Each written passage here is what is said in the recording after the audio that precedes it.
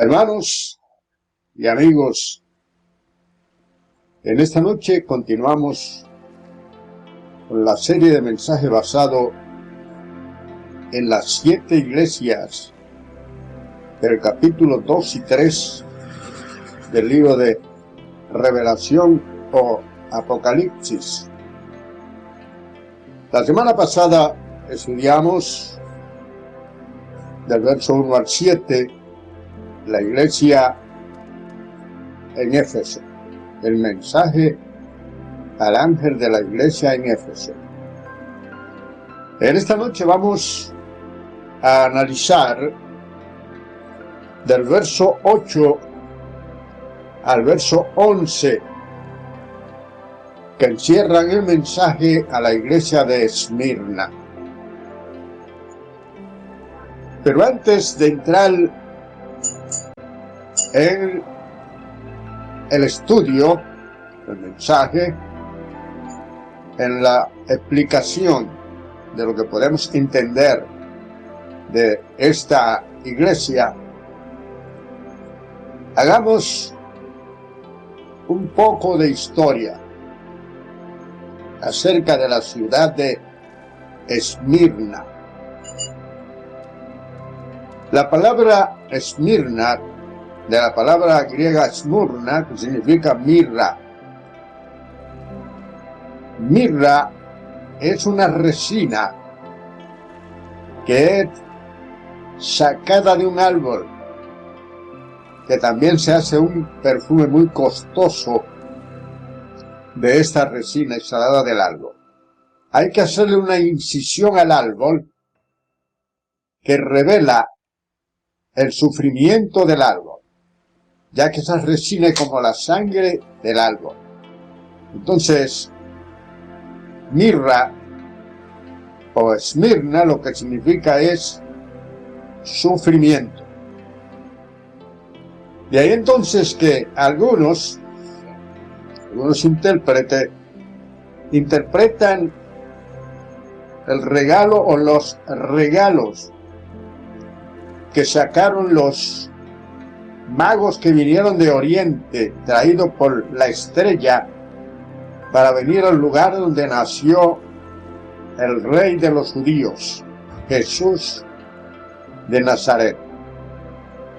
Dice, cuando se encontraron, está en Mateo capítulo 2, versos 8 y 9 en adelante, cuando encontraron a María y al niño abriendo su tesoro, le regalaron al niño oro, incienso y mirra. Algunos intérpretes dicen que, como el oro es el rey de los metales, Jesús es el rey de reyes y el señor de señores. Y que a ese niño que le ofrecían el incienso sería a quien se le dirigirían las oraciones, ya que el incienso es símbolo o tipo de las oraciones de los creyentes. Y que la mirra que le dieron simbolizaba el sufrimiento que este niño experimentaría. Y fue perseguido desde su nacimiento, desde su niñez, hasta el día de su crucifixión. La ciudad de Esmirna, según dice el escritor Luis Calvallosa, él dice que esta ciudad fue fundada por los griegos eólicos en el siglo XII antes de Cristo, y que en el siglo VII otro grupo de griegos llamado los iones, estos tomaron el control de la ciudad, y que luego cayó en poder del reino de los libios, reino de Libia, y que la ciudad fue destruida en el año 580 antes de Cristo. Pero ya a comienzo del siglo IV, en el reinado de Alejandro Magno, el emperador griego de Macedonia, dice que viendo el auge que podía tener aquella ciudad en la parte económica simplemente por la ventaja geográfica que tenía, porque estaba en una bahía de la más estratégica del mundo y que podía tener un rico comercio tanto con los orientales como con los occidentales, y ordenó la reconstrucción de la ciudad. Dice que esta ciudad estaba a 56 kilómetros al norte de la ciudad de Éfeso. Cuando Alejandro Magno ordenó la reconstrucción de esta ciudad, dice entonces que esta ciudad progresó de una manera tremenda. La construyeron en el noroeste de la parte donde ella estaba originalmente. Y dice que sus bellos edificios y sus grandes calles bien pavimentadas la llevaron a tener el sobrenombre de la Dorada de Asia. La Dorada de Asia. Era una ciudad sumamente rica. Fue la ciudad donde primero se le rindió culto al emperador en tiempo de Tiberio César, emperador romano, y se construyó un templo para venerar, adorar a esos reyes romanos. Se llama el culto a la personalidad. Entonces, ahora vamos a entrar en detalle. Esta ciudad, que fue construida por Alejandro Magno, pero la orden cayó sobre los hombros de Lisimaco, uno de los generales de Alejandro Magno. Cuando Alejandro Magno murió, se dividió en 4 tantos el reino: Casandro, Mesimo, Seleuco y Lisimaco, 4 generales que se dividieron el país. Cada uno gobernaba en una área del país. Ahora el Señor se presenta aquí. En el verso 8 comienza el mensaje a esta iglesia. Escribe al ángel de la iglesia en Esmirna. Cuando nosotros analizábamos el pasaje del 1 al 7 de la iglesia de Éfeso, que comienza también escribe, decíamos nosotros que aquí podemos ver al Señor dictando este mensaje a Juan, como lo hizo Jehová con Moisés en el monte Sinaí. Dictó el mensaje. Escribe al ángel de la iglesia. Cuando él le manda el mensaje a la iglesia de Éfeso, le dice: el que tiene las 7 estrellas y los 7 candeleros de oro.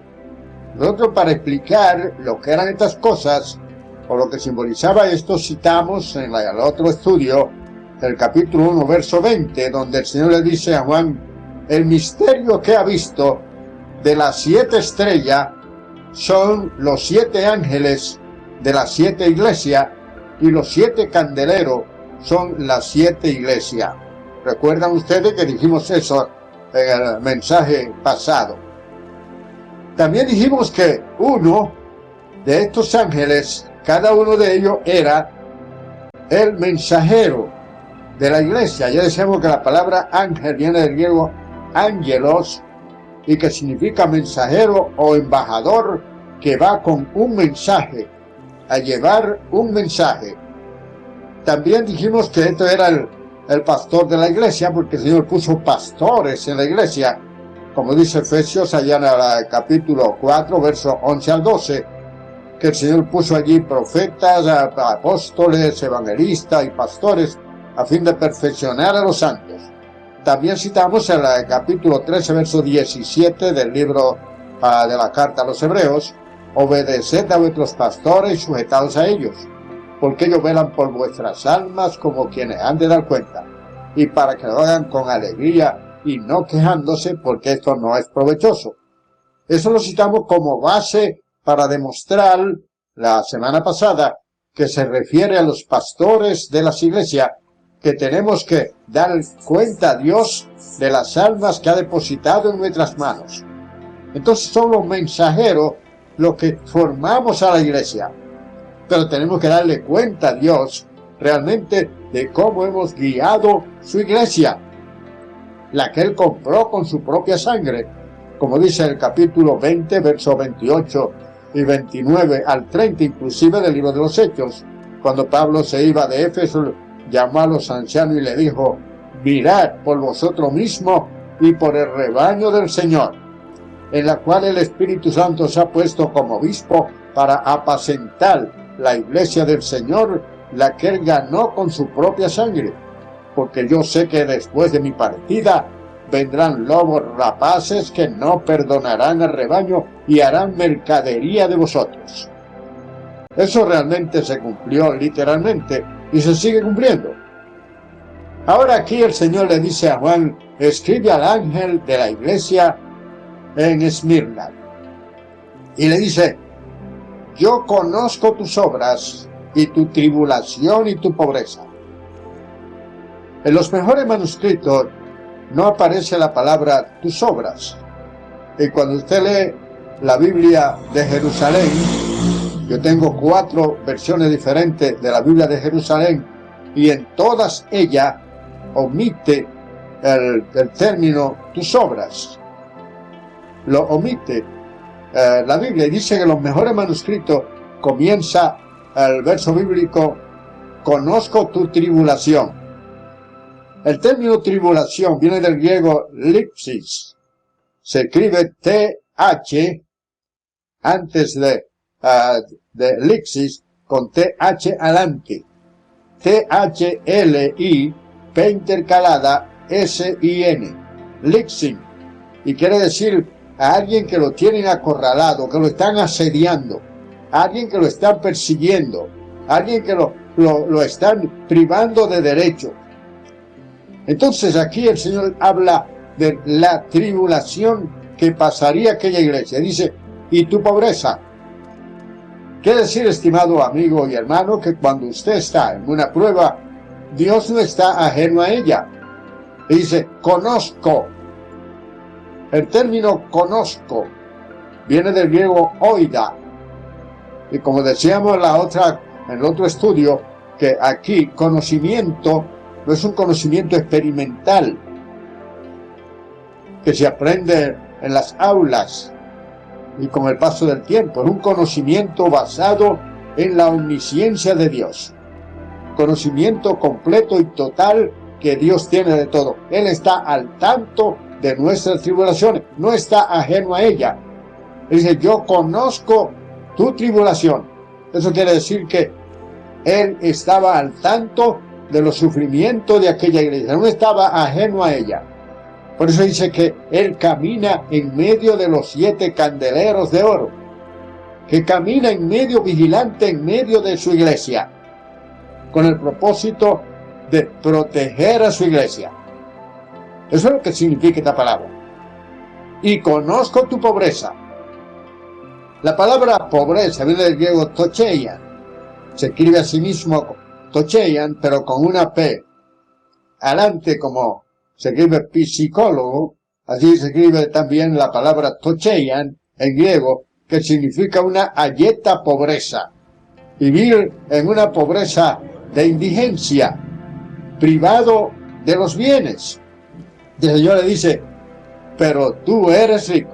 En medio de una ciudad rica, aquellos hermanos, aquella iglesia vivía en pobreza. La iglesia, la ciudad era muy rica, pero pobre espiritualmente.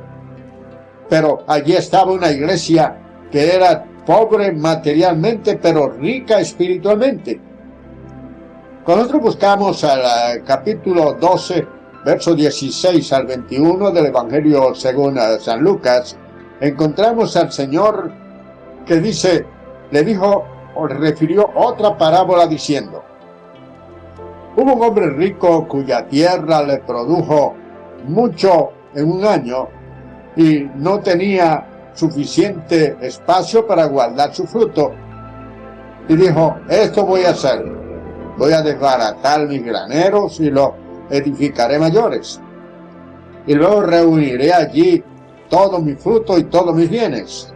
Y diré: alma mía, come bebe, regocíjate, porque tiene bienes para muchos años. Pero esa noche vino Dios y le dijo: necio, esta noche vienen por tu alma, y todo lo que ha provisto, ¿de quién será? Así es todo aquel que tiene riqueza en la tierra, pero no es rico para con Dios. Aquella ciudad era rica en la tierra, pero era pobre delante de Dios. Mientras que la iglesia allí del Señor en Esmirna era una iglesia pobre, pero era rica delante del Señor. Cuando nosotros buscamos allá en el capítulo 6 y verso 9 del libro de segunda de Corintios, allí nosotros vamos a encontrar capítulo 6, versos 9 y 10, donde el apóstol dice que andamos como tristes, pero más siempre gozoso. Andamos como pobres, pero enriqueciendo a muchos, como no teniendo nada, pero poseyéndolo todo. Eso quiere decir que ellos se veían de que triste para una gente, pero estaban pletóricos de gozo en su interior, porque tenían el gozo del Espíritu Santo, la paz que da el Señor, diferente a la paz circunstancial que da el mundo. Lo veían como pobre, pero estaban enriqueciendo mucho. ¿Por qué? Porque le estaban dando la riqueza espiritual y lo estaban llevando al terreno de que a la postre serían herederos de todo, de todo. En el capítulo 8, allá en el verso 9, el apóstol Pablo vuelve y habla acerca de esto mismo en 2 de Corintios, cuando dice: y conociendo la gracia de nuestro Señor Jesucristo, el cual, siendo rico, se hizo pobre, para que nosotros con su pobreza fuésemos enriquecidos. O sea, siendo rico se hizo pobre, para descender a ser como uno de nosotros, para que al aceptarlo a Él, entonces la riqueza de Él pase a ser nuestra riqueza. Entonces, ese es el amor y la gracia de nuestro Señor Jesucristo, que Él descendió a la tierra y siendo rico se hizo pobre para que nosotros con su pobreza fuésemos enriquecidos. Al aceptarlo a Él nos hacemos herederos de Dios y coherederos con Jesucristo. Como si esto fuera poco, todo esto está reservado para cada uno de nosotros. Y tenemos un momento señalado para recibirlo.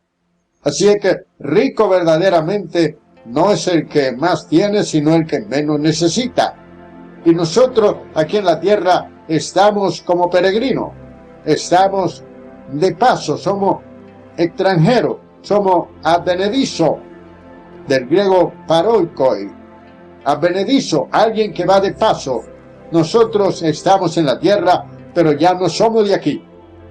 Filipenses capítulo 3, allá en el verso 20 dice: porque nuestra ciudadanía está en los cielos, de donde esperamos al Salvador, al Señor Jesucristo. Ahora somos ciudadanos del cielo. Y eso no es poca cosa, estimado hermano y amigo que me escucha y me ve en esta noche.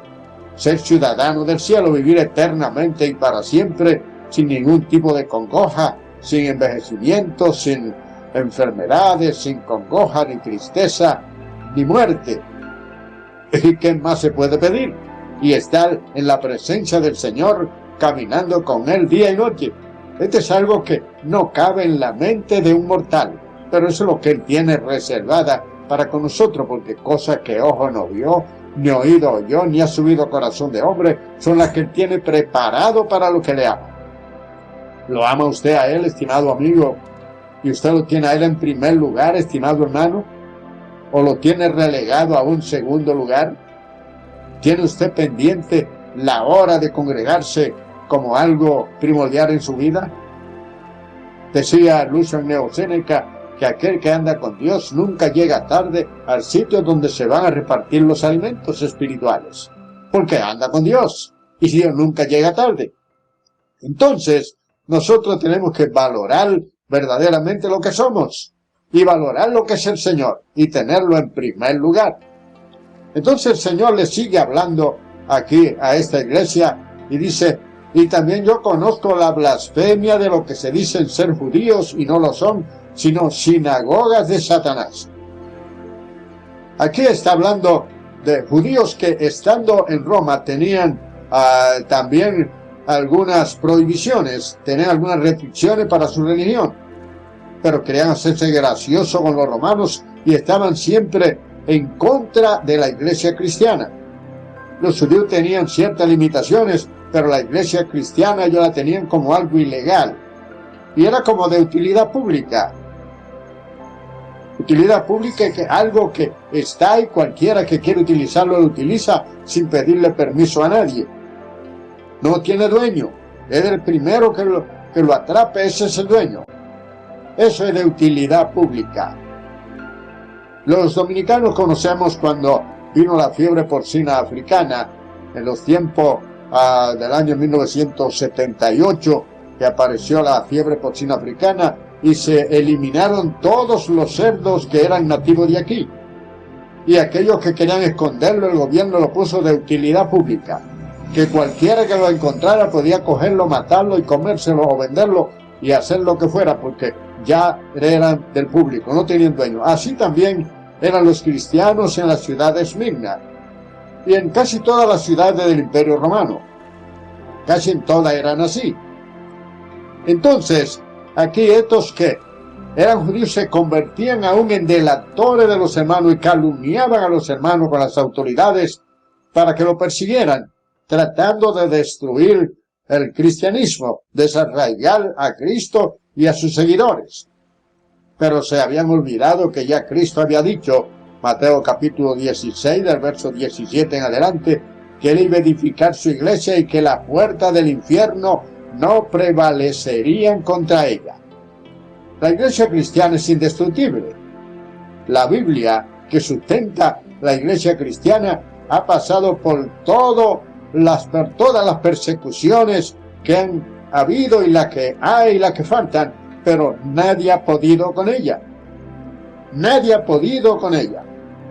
Decía Napoleón Bonaparte que la Biblia no es un mero libro, es una creación viviente con un poder que vence todo cuanto se le opone.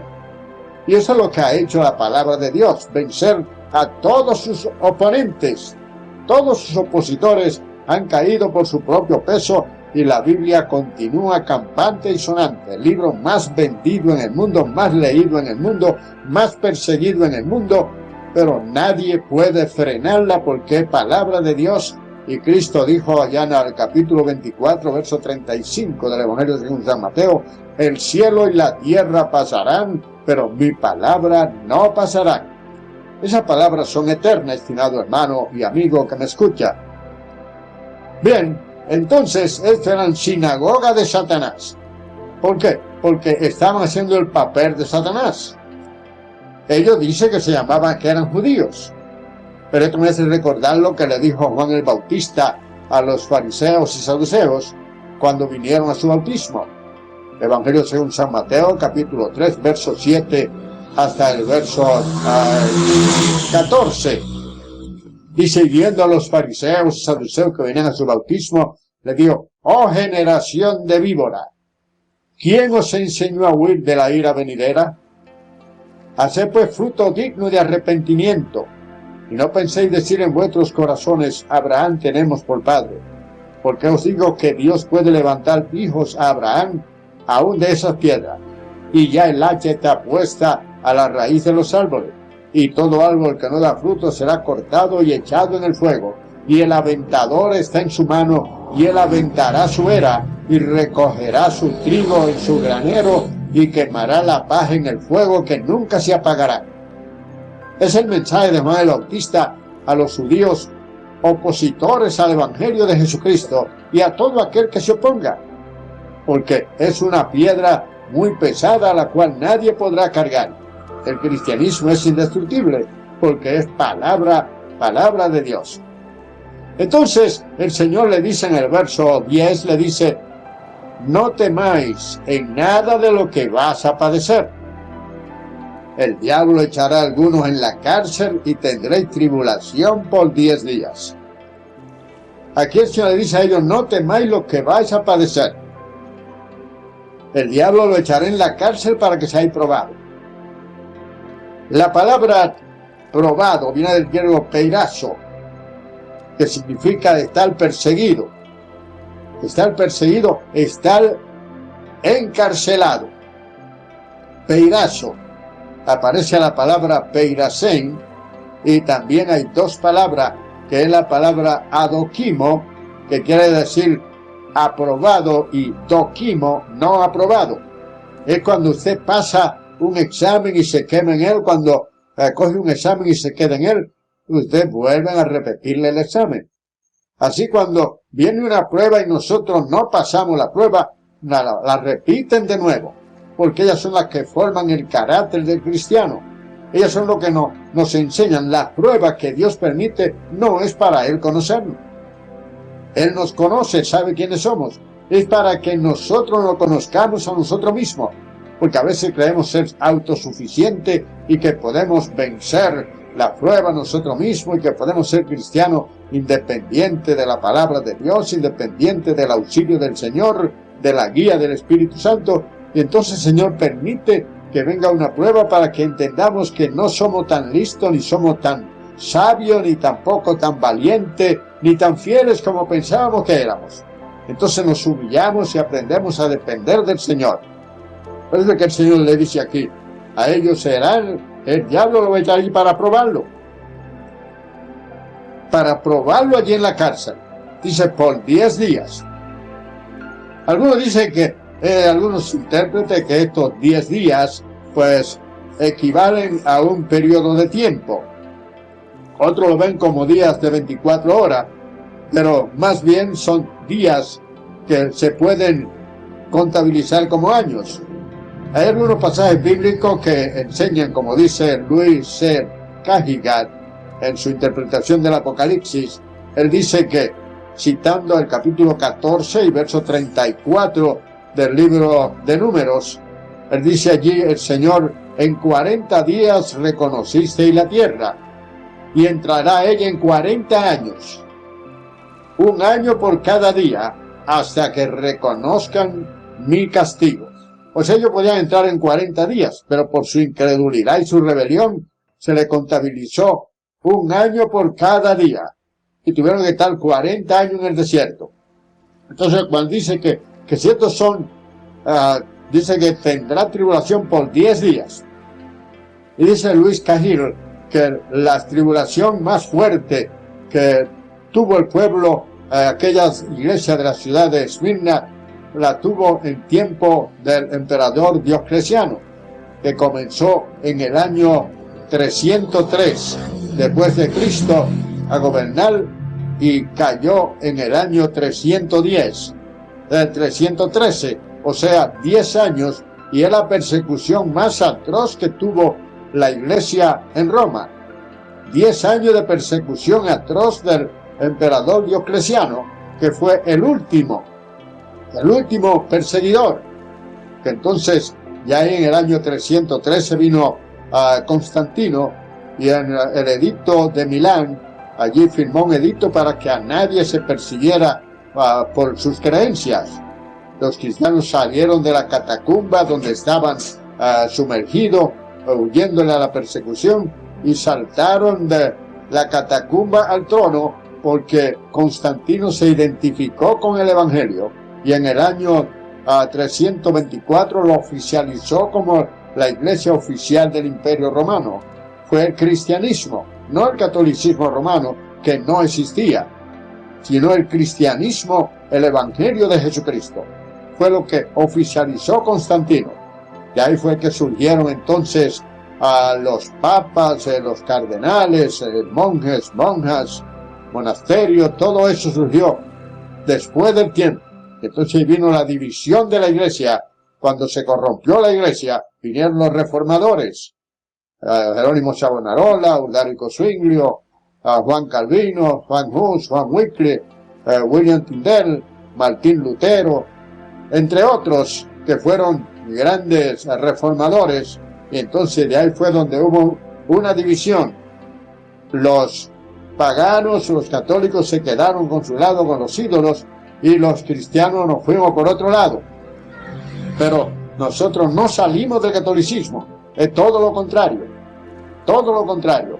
Entonces, la ciudad de Esmirna fue la primera ciudad en construir templo para adorar al emperador. y rendirle culto a la personalidad. Y fue la primera ciudad en aquella zona que también acuñaba su propia moneda, tenía una escuela de medicina. Allí el dios, allí al igual que en Pérgamo, el dios de aquella ciudad se llamaba Esculapio y era una serpiente, representado por una serpiente.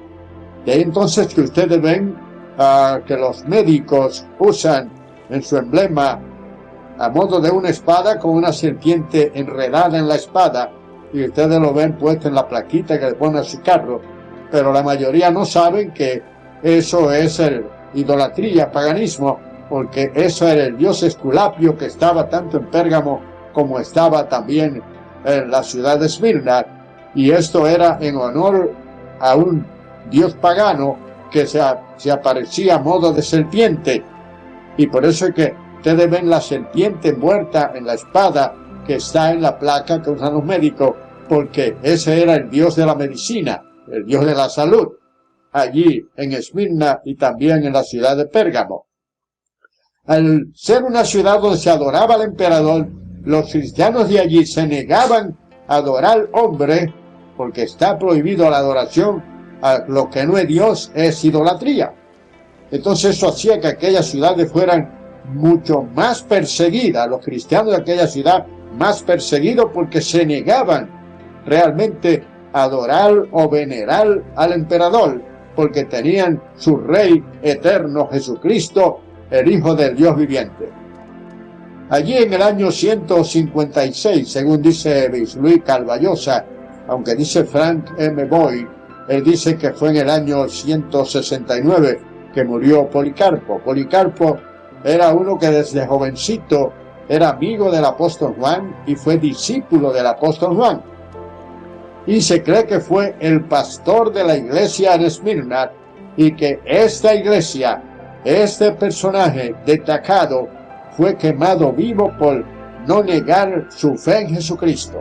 Y cuando le decían a él delante de la hoguera, niega a Cristo y te dejaremos ir, él dijo: hace 86 años que le sirvo y no me ha hecho ningún mal. Entonces le dijeron: si no lo hace, te quemaremos en esa hoguera que está ahí. Y él dijo: ustedes me amenazan con quemarme en un fuego que pasará en fracciones de segundo, pero se olvidan del fuego eterno que quemará a los enemigos de nuestro Señor Jesucristo, a los incrédulos. Y así el hombre fue quemado vivo por su fe en Jesucristo, ya un anciano, y no negó al Señor. Y era el pastor de la iglesia de Esmirna, según algunos historiadores y algunos intérpretes de las Sagradas Escrituras. Estimado hermano y amigo, el Señor le dice allí a ellos, ya para finalizar, le dice en forma clara y sencilla, le dice que el vencedor, el que venciere, no sufrirá daño de la segunda muerte.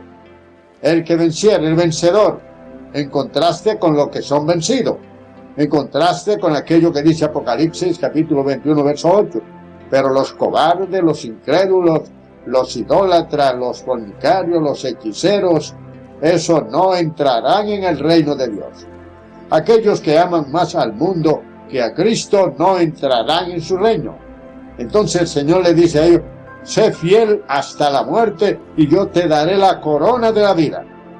Aquellos que vivían en Roma sabían muy bien lo que era una corona. Los romanos tenían 4 tipos de corona para coronar a sus generales, a sus guardias victoriosos. Estaba la corona murali, la corona triunfali, la corona de los príncipes y la corona real, que era la mayor. Pero todas aquellas coronas eran pasajeras. Era incorruptible. El apóstol Pablo, allá en el capítulo 9, verso 24 al 27 de la primera carta a los Corintios, dice: ¿no sabéis que todos los que corren en el estadio, solo uno se lleva el premio? Corred de tal manera que lo obtengáis. Porque todo aquel que lucha se atiene de todo, ello para obtener una corona corruptible, mas nosotros una incorruptible. Por eso yo no corro como a la aventura, ni peleo como quien golpea el viento, sino que someto mi cuerpo a servidumbre, para no sea que habiendo sido heraldo para otro, al fin sea yo eliminado. Aquí el apóstol Pablo habla de la corona de la vida. Aquí habla de la vida eterna que el Señor dará a los vencedores. Entonces, este es un mensaje bien adecuado para los que están atravesando pruebas y dificultades. El Señor no está ajeno, estimado hermano, de la prueba que usted está llevando. Él sabe que Él está ahí atento a ella. La pobreza que usted tiene, Él está atento a ella, pero te dice, pero tú eres rico. ¿Por qué? Porque tendrás la riqueza del cielo. En el orden humano, la gente mide la riqueza por los bienes materiales que alguien posee. Pero ya en el término de Dios no es así. Se mide por la riqueza espiritual que hay en usted y que realmente usted va a recibir una corona de vida eterna, y la muerte segunda, que está hablando de la condenación eterna, no, usted no sufrirá daño de ella. Está exenta de ella, como dice Romanos 8:1. Ahora pues ninguna condenación hay para los que están en Cristo Jesús, pero los que no andan conforme a la carne, sino conforme al Espíritu. Dios le bendiga rica y abundantemente. Este es el mensaje para hoy. En la próxima semana estaremos hablando acerca de la iglesia en Pérgamo. Su hermano Gabriel Bertré.